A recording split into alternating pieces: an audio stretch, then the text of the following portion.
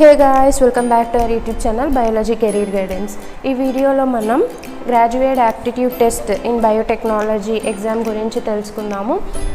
Eligibility pattern ఏంటి, ఏ universities include అయి ఉన్నాయి ఈ ఎగ్జామ్ కింద, ఎంత స్టైపెండ్షిప్ మనకు వస్తుంది, ఎంత స్టూడెంట్షిప్ మనకు వస్తుంది, యాజ్ వెల్ యాజ్ సిలబస్ ఎలా ప్రిపేర్ అవ్వాలి అన్న దాని గురించి మొత్తం డిస్కస్ చేద్దాము. Okay, let's get started.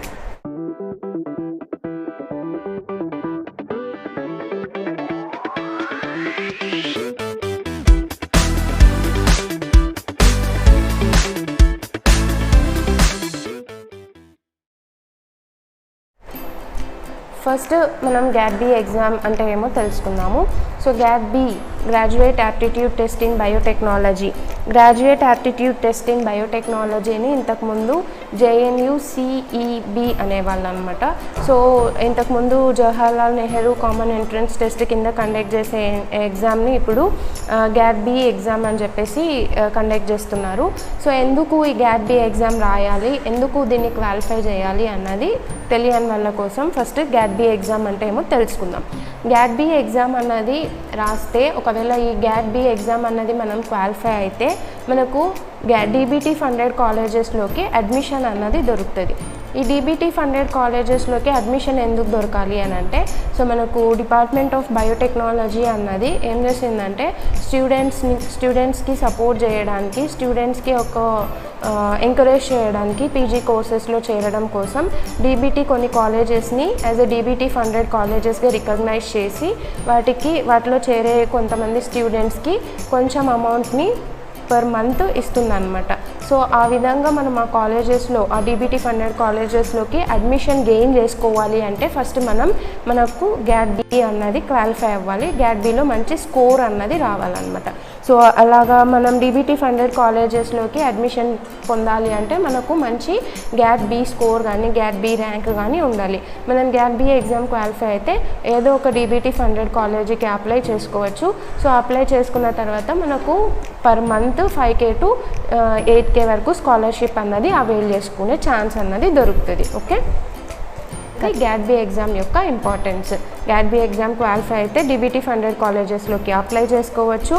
DBT funded కాలేజెస్లో మనకు అడ్మిషన్ దొరికితే మనకు పర్ మంత్ 5K నుంచి 8K వరకు స్కాలర్షిప్ అవైల్ చేసుకునే ఛాన్స్ అన్నది దొరుకుతుంది. ఓకే, నెక్స్ట్ ఎవరెవరు ఎలిజిబుల్ ఈ పర్టిక్యులర్ ఎగ్జామ్కి అని అంటే, ఒక్కొక్క కోర్స్కి ఒక్కొక్క సపరేట్ ఎలిజిబిలిటీ ప్యాటర్న్ ఉంది. బట్ ఓవరాల్గా చూసుకుంటే ఎవరైనా సరే BSc పాస్ అయి ఉండాలి with 55% of aggregate marks. Minimum మనకు BSc 55% ఆఫ్ మార్క్స్ అన్నది ఉండాలి. బట్ డిఫరెంట్ కోర్సెస్కి డిఫరెంట్ ఎలిజిబిలిటీ ప్యాటర్న్ ఉంది.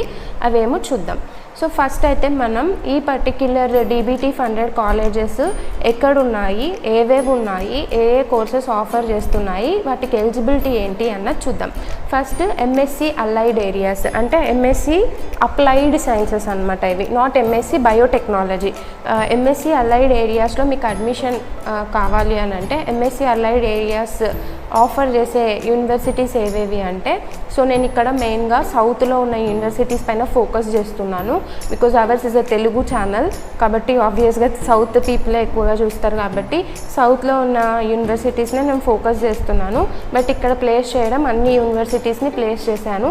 మీకు వేరే యూనివర్సిటీ గురించి కావాలంటే you can go through here. Okay, అయితే ఇక్కడ institute of genetics and hospital for genetic diseases Osmania యూనివర్సిటీలో మనకు 10 సీట్స్ ఉన్నాయి. ఎవరెవరు ఎలిజిబుల్ అంటే BSc biotechnology, microbiology, genetics, microbiology, chemistry, zoology చదివిన వాళ్ళు ఎలిజిబుల్. జనరల్ కేటగిరీ వాళ్ళకైతే 55% మార్క్స్, OBC వాళ్ళకైతే 50% మార్క్స్, SC ST PWD క్యాండిడేట్స్కి అయితే 40% మార్క్స్ అన్నది BScలో అచీవ్ చేసి ఉండాలన్నమాట. Okay, next MSc applied allied areas offer చేసే యూనివర్సిటీ వచ్చేసి భారతీయర్ యూనివర్సిటీ, కోయంబత్తూర్, తమిళనాడు. ఇక్కడ 10 సీట్స్ ఉన్నాయి. BSc any life science subject చదివిన వాళ్ళు ఎవరైనా సరే దీనికి ఎలిజిబులే.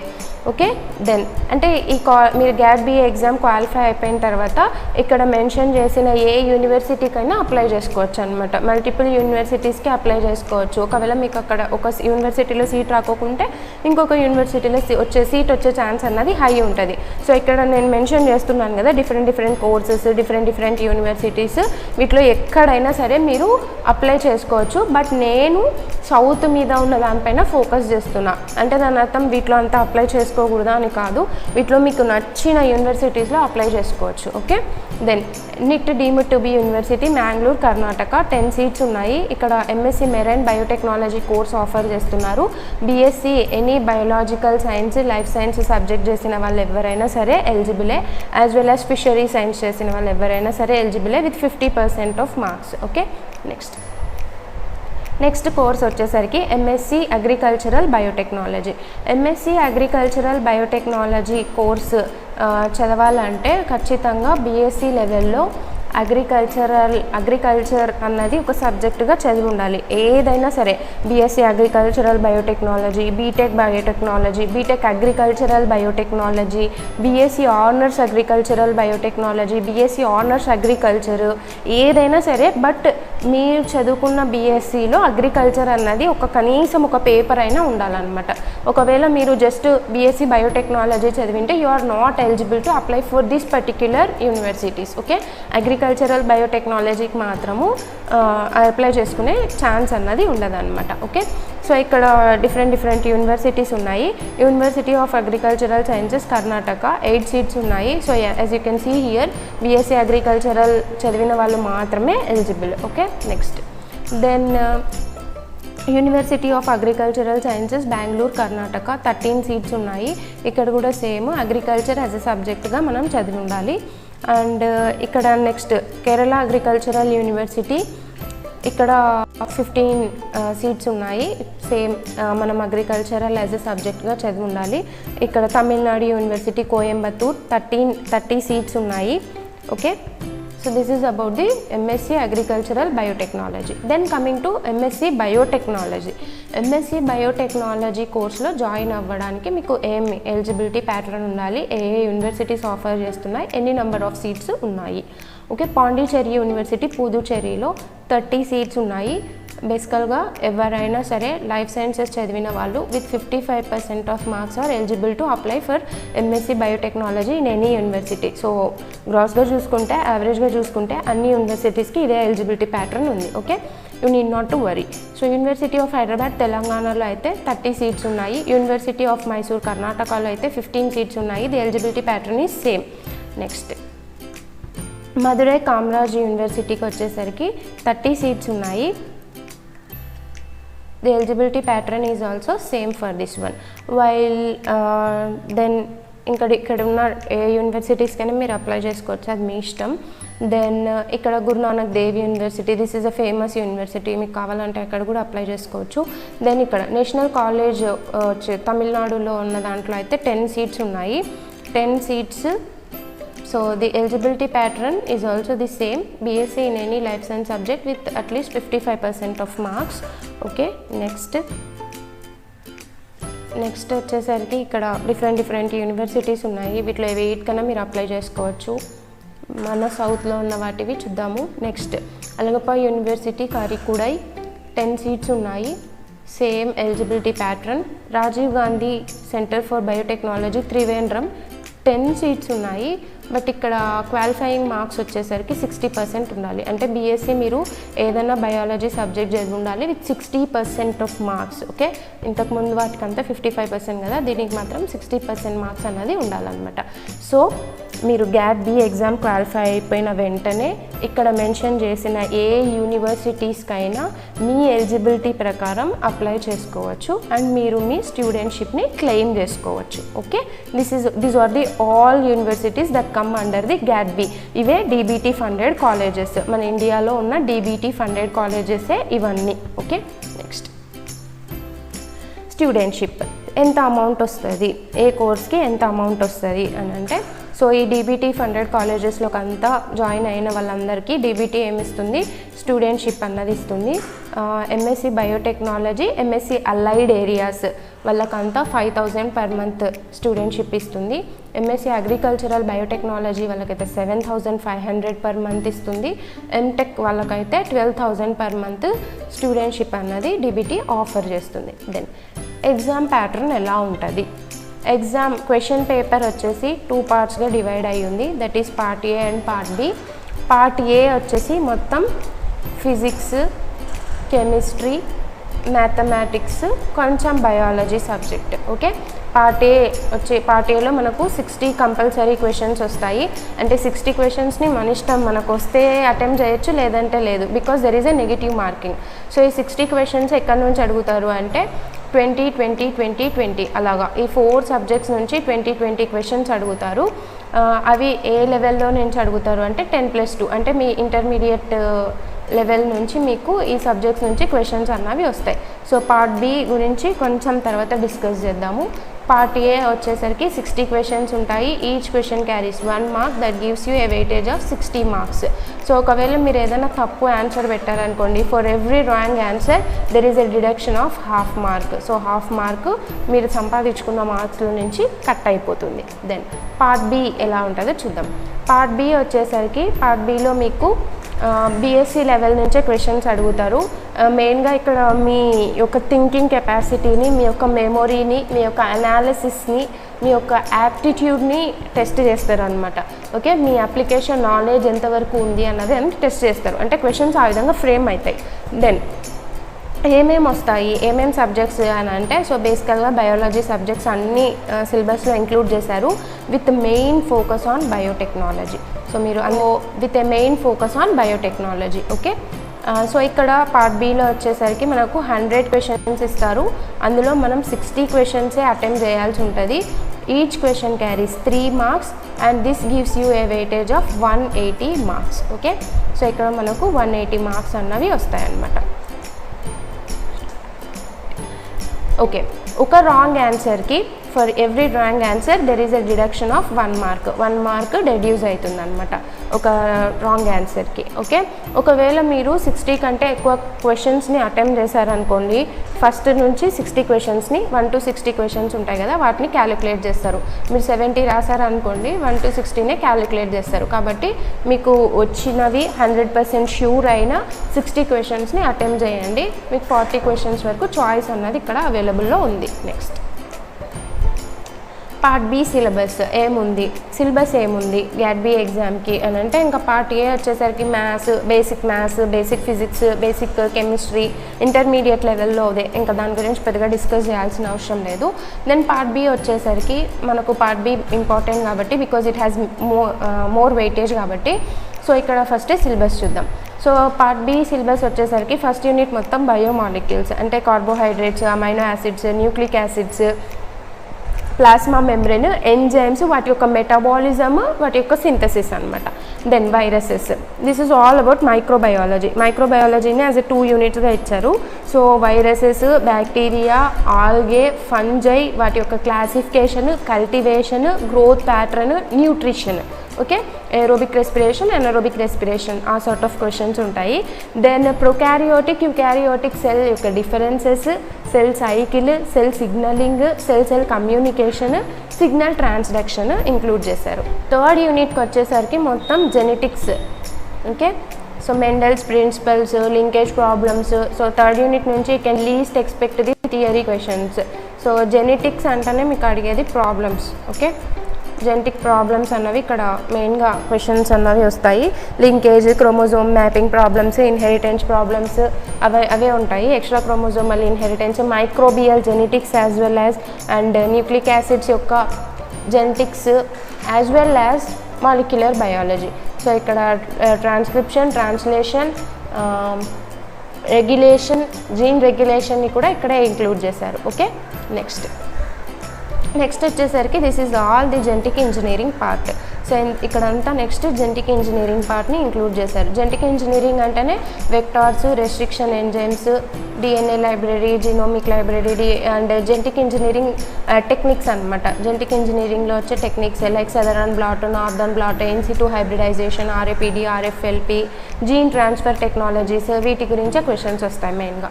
దెన్ ప్లాంట్ సెల్స్లో వాటి యొక్క నేచర్ అనమాట. అంటే లైక్ ప్లాంట్ సెల్ కల్చర్ లాగా.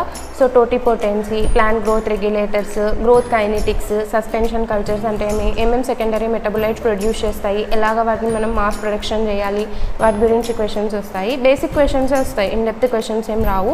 Then animal cell culture. Animal cell కల్చర్కి వచ్చేసరికి యానిమల్ సెల్స్ని ఎలాగ కల్చర్ చేస్తారు, వాటి యొక్క రిక్వైర్మెంట్స్ ఏమి, డిఫరెంట్ టైప్స్ ఆఫ్ సెల్స్ని ఎలాగ కల్చర్ చేశారు, స్టెమ్ సెల్ అంటే ఏమి, ఆ టైప్ ఆఫ్ క్వశ్చన్స్ వస్తాయి. దెన్ హైబ్రిడోమా టెక్నాలజీ అంటే ఏమి, ట్రాన్స్జెనిక్ ప్లాంట్స్ అంటే ఏమి, ట్రాన్స్జెనిక్ యానిమల్స్ అంటే ఏమి, వీటి గురించి క్వశ్చన్స్ ఉంటాయి. Then comes the bio engineering techniques. So ఇక్కడ మనకు కొంచెం వరకు బీటెక్ బయోటెక్లో ఉన్న బయో ఇంజనీరింగ్ పార్ట్ అన్నది ఇంక్లూడ్ అవుతుంది. ఏం పెద్ద కష్టమైంది ఏం కాదు. ఇది కూడా మీరు అందరూ బీఎస్సీ లెవెల్లో చదివింటారు. లైక్ ఏం లేదు, ఇక్కడ media formulation, raw materials required for growth, fermentation technology ఉంటుంది కదా, అదే ఇక్కడ ఉంటుంది అంతే. సో డిఫరెంట్ టైప్స్ ఆఫ్ ఏమంటారు, different types of media formulation, different types of cultures ఏవేవి ఉన్నాయి, ఫెడ్ బ్యాచ్, కంటిన్యూస్ కల్చర్స్, ఏ ఎంజైమ్స్ని ఏ మైక్రో ఆర్గానిజమ్స్ని ప్రొడ్యూస్ చేశారు, స్కేలప్ అంటే ఏమి, డిఫరెంట్ టైప్స్ ఆఫ్ క్వశ్చన్స్ అన్నది ఇక్కడ నుంచి వస్తాయి. Then comes the bio processing technology, that is upstream downstream processing. ఏమేమి ఎంజైమ్స్ని ఏ విధంగా ప్రొడ్యూస్ చేయాలా, వాటి యొక్క ఆప్టిమమ్ టెంపరేచర్ ఎంత, ఆప్టిమమ్ pH ఎంత పెట్టాలి, ఏరియేషన్ ఎంత ఉండాలి, ఎజిటేషన్ ఎంత ఉండాలి, లార్జ్ స్కేల్ ప్రొడక్షన్, బేసిక్ క్వశ్చన్సే వస్తాయి, ఇన్ డెప్త్ క్వశ్చన్స్ ఎక్కడ రావు. Next tissue culture techniques. So tissue culture టెక్నిక్స్కి వచ్చేసరికి meristem culture, embryo and ovary culture, anther culture, protoplast culture, then DNA repair, gene expression, biotic and abiotic stress. ఇప్పటి వరకు మనం genetic engineering use చేసి ఏమైనా కొత్తవి కనుక్కున్నామా, అచీవ్మెంట్స్ ఏమి, డ్రాబ్యాక్స్ ఏమి, ఎథిక్స్ ఏమి, టెర్మినేటర్ టెక్నాలజీ అంటే ఏమి, క్రిస్పర్ Cas9 టెక్నాలజీ అంటే ఏమి, డిఎన్ఏ ఫింగర్ ప్రింటింగ్ అంటే ఏమి, ఇటువంటి టైప్స్ ఆఫ్ క్వశ్చన్స్ అన్నీ ఇక్కడ ఉంటాయి. ఓకే, దెన్ వీటి కోసం అంతా మనం ఏం బుక్స్ రెఫర్ చేయాలి. So the syllabus is vast, right. So మీరు సిలబస్ చూస్తే మీకు ఒక విషయం అర్థం అవ్వాలి, వీళ్ళంతా మెయిన్గా దేనిపైన ఫోకస్ చేశారు, మెయిన్గా బయోటెక్నాలజీ కాంటెంట్ పైననే ఫోకస్ చేశారు. కాబట్టి మీరు బయోటెక్నాలజీ పైననే మంచిగా ఫోకస్ చేయండి. So you can get more marks అనమాట. ఓకే, మోర్ క్వశ్చన్స్ అటెంప్ట్ చేసే ఛాన్స్ అన్నది దొరుకుతుంది. ఓకే, సో పార్ట్ ఏలో ఉన్న ఫిజిక్స్, కెమిస్ట్రీ, మ్యాథమెటిక్స్ కోసం NCERT 11th or 12th class books చదివితే చాలు. లేదు అని అనుకుంటే ఆన్లైన్లో అమెజాన్లో అరిహంట్ హ్యాండ్ బుక్స్ అన్నవి అవైలబుల్లో ఉన్నాయి for physics, chemistry and mathematics. వీటి యొక్క స్పెషాలిటీ ఏమి హ్యాండ్ బుక్స్వి అంటే ఫార్ములాస్ అన్నీ ఒక చోట పెట్టేశారనమాట. అంటే you can go through the formulas. అంటే మనకు మళ్ళీ ఒక నోట్స్ ప్రిపేర్ చేసుకోవాల్సిన అవసరం అన్నది ఉండదు. డైరెక్ట్గా ఒక రెడీమేడ్ నోట్స్ లాగా ఈ బుక్స్ అన్నవి డిజైన్ చేశారు. సో కాబట్టి this is easy for last day revision అనమాట. ఓకే, దెన్ పార్ట్ బి వచ్చేసరికి పార్ట్ బిలో బీఎస్సీ కోసం పార్ట్ బి కోసం మనం ఏమేమి బుక్స్ ప్రిఫర్ చేయాలి అని అంటే, ఒకవేళ మీ నాలెడ్జ్ మంచిగా ఉంది, మీ కాన్సెప్ట్ మంచిగా ఉంది అంటే, so you can go for university prescribed BSc biotechnology, BSc microbiology, BSc biochemistry syllabus. So university వాళ్ళు ఇచ్చింటారు కదా, BSc biotechnology 3 years, microbiology, biochemistry 3 years syllabus అంతా మంచిగా చదువుకోండి. సో మెయిన్గా మనకు ఇక్కడ ఉన్న సిలబస్లో ఏమేమి ఉంది, బయోటెక్నాలజీ, మైక్రోబయాలజీ, బయోకెమిస్ట్రీనే కదా ఉన్నది. సో కాబట్టి you can get to answer so many questions అనమాట. Okay, or else you can go for standard books. So ఇవన్నీ చదవండి, లేదంటే స్టాండర్డ్ బుక్స్ అన్న ప్రిఫర్ చేయండి. సో స్టాండర్డ్ బుక్స్ బయోకెమిస్ట్రీకి వచ్చేసరికి U Satyanarayana for basic clearance and Lehninger మీకు వీలైతే చదవండి, లేదంటే అవసరం లేదు. U Satyanarayana is more than enough. Okay, then microbiology by Prescott language ఈజీగా ఉంటుంది కాబట్టి you can go for Prescott. Okay, బయోటెక్నాలజీకి వచ్చేసరికి RC Dubey and U Satyanarayana. Animal cell cultures కోసం కూడా biotechnology by RC Dubey is more than enough. Okay, plant tissue కల్చర్స్కి వచ్చేసరికి MK Razdan book చదివితే చాలు. దెన్ మాలిక్యులర్ బయాలజీ కోసం, రెప్లికేషన్ కోసం లెనింజర్ ప్రిఫర్ చేయండి. ట్రాన్స్లేషన్ కోసం డావిడ్ ఫ్రిఫిల్డర్ ప్రిఫర్ చేయండి. ఒకవేళ మీకు వీటిని చదివిన అర్థం కాకపోతే బీఎస్సీ లెవెల్లో మీరు తీసుకున్న బుక్స్ తీసుకొని చదవండి. ఓకే, తెలంగాణ, ఆంధ్రప్రదేశ్లో అయితే తెలుగు అకాడమీ బుక్స్ అవైలబుల్లో ఉంటాయి, వాటిని చదివినా చాలా అనమాట. ఓకే, మీకు ఇవన్నీ ఇంకా లాస్ట్ మినిట్లో ప్రిపేర్ అవ్వడం వీలవ్వదు. So you need to start this preparation right from final year అనమాట. మీ ఫైనల్ ఇయర్లో ఉన్నప్పటి నుంచి స్టార్ట్ చేస్తే ఇన్ని బుక్స్ కవర్ చేసుకోవడానికి వీలు అవుతుంది. So last minute 3 months 4 months మిగిలినప్పుడు ఈ బుక్స్ అన్నీ చదవడం వీలు కాదు. సో అలాంటి వాళ్ళు you can prefer Sanjay Das books అనమాట. సో ఈ ఆథర్ డిఫరెంట్ ఎగ్జామ్స్ కోసం as a combined entrance exam కోసం ఎంఎస్సి బయోటెక్నాలజీ, ఎంఎస్సి బయోకెమిస్ట్రీ కోసం ఒక బుక్ రాశాడు. అది లింక్ దొరికితే నేను డిస్క్రిప్షన్లో ప్లేస్ చేస్తాను. అమెజాన్లో అవైలబుల్గా ఉంది ఈ book. It is somewhere around 200 or 300. So you can prefer that book. And then so ఇవంతా చదువుకుంటేనే, సో యాజ్ యూజువల్ నేను ఎప్పుడు చెప్పేదే ప్రాక్టీస్ ఈజ్ మస్ట్. ఓకే, మనం ఖచ్చితంగా ఏం చేయాలి, ప్రాక్టీస్ చేయాలి. దెన్ ప్రాక్టీస్ కోసం ఏ బుక్ తీసుకోవాలి, ఏ బుక్ కోసం పరిగెత్తాల్సిన అవసరం లేదు. Just practice from the previous year questions. So మీరు GAT B exam last 5 year question papers తీసుకొని ప్రాక్టీస్ చేయండి. That's more than enough. Okay, concept తీసుకోవడం, చదువుకోవడం, ప్రాక్టీస్ చేయడం, that should be your schedule and that should be your preparation strategy. So ఒక concept చదవడం, ఆ concept మీద ఎన్ని క్వశ్చన్స్ వచ్చింటే అన్ని క్వశ్చన్స్ని సాల్వ్ చేయడానికి ట్రై చేయండి. ఓకే, బుక్ మూసేసి సాల్వ్ చేయడానికి ట్రై చేయండి. ఒక షార్ట్ నోట్ వీలైతే ప్రిపేర్ చేసుకోండి. ఆ క్వశ్చన్స్ అన్నీ ఎంత మాత్రం సాల్వ్ చేస్తున్నారు, ఎంత మాత్రం అప్లై చేసుకోగలుగుతున్నారు, మీ నాలెడ్జ్ని ఎంతసేపట్లో సాల్వ్ చేయగలుగుతున్నారు, ఎంతవరకు మీరు గుర్తు పెట్టుకున్నారు అన్నది ఇక్కడ మీరు అసెస్ చేయాల్సి ఉంటుంది. Okay, this is with the practice. Okay, you should compulsorily do the practice. This is must. Okay guys, I hope this video is helpful for you. I wish you all the very best for your examination. Hope this information is helpful for you. If you like this video, please hit the like button, subscribe the channel and share it with your friends. Thank you for watching.